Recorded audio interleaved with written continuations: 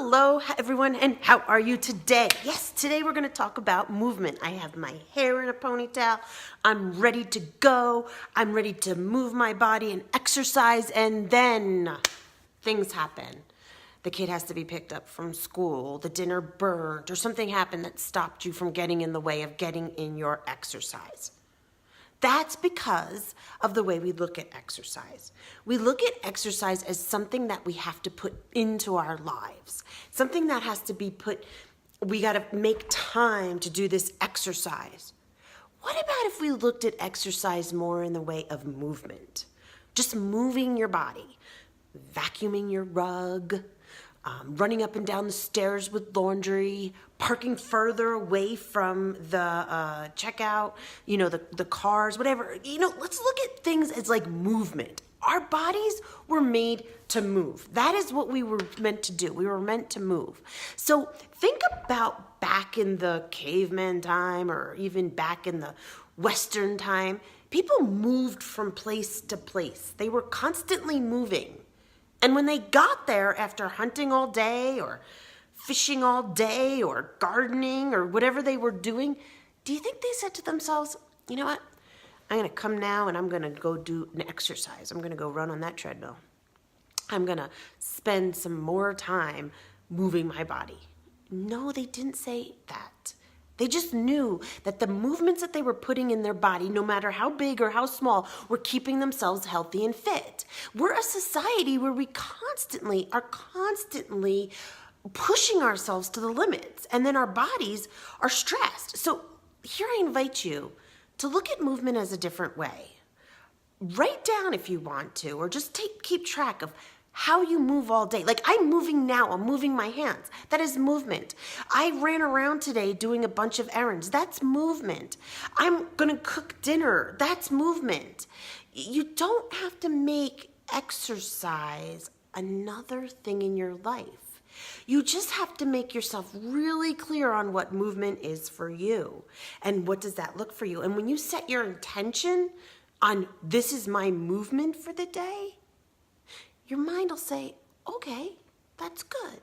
But when you set your attention on running to the gym or running to a class with stress in your life, then you might as well not have even gone to that class because your body is so stressed out. So if you are a person like me that loves exercise, I love working out. I'm one of those weird people that if I don't work out as per se, like yoga, not running anymore, but like hiking or biking or, just walking, I do get kind of cranky.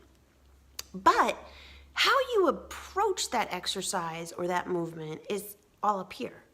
So if you're going to go to the gym and you're going to go to like your bar class or you're going to just go for a walk, set the intention that this is my movement. This is my movement for the day. This is what I'm going to do. This isn't my exercise. This isn't another like, oh, I have to do this. Now, if you're one of those people that do not like to move and it's like you look at it like, oh, this is another thing in my life, then set your intention when you vacuum. Set your intention when you're cooking. I sometimes, if I can't get my movement in, I squat around the kitchen. I do squats to get from one place to another to move my body. And it's that simple. Set your intention that today my movement is going to be walking further. I'm going to park further away from the store. I'm going to use the stairs. Whenever you set your intention on your movement, whatever that looks like, your body knows then it's what you're doing to just make it move. And if you don't move, I invite you to move. Your body's meant to move. If you've got stiff legs and backache, it's probably because you're not moving enough. And movement doesn't mean going to the gym or exercise, like I said before. Movement can mean just getting up from your computer and walking around a couple of times, walking around the computer a couple of times. That's what movement can be. So movement doesn't have to be a thing. Don't look at movement as putting it into your life. Set your intention of how you're going to move. If you're going to go to the gym, take some 5-5-7 breaths and say, I'm here to move my body. Not, I gotta do it. And if going to the gym is not your thing, then don't let it be your thing. But set your intention to what your movement is that day, even if it's just walking around your computer. Even if it's just a 5-minute stretch, that's your movement. And just know you are moving more than you think. Keep a journal. I invite you to keep a journal and put comments underneath of how much you really are moving. You are moving more and more and more and more than you even think. But it's how you set your intention. Your brain is a wonderful tool. So the intention you set here, the brain will tell the body. So there you go. I invite you to move. And if you look underneath this link, there's a little movement challenge. Okay, have a wonderful, wonderful moving, grooving day and movement in May.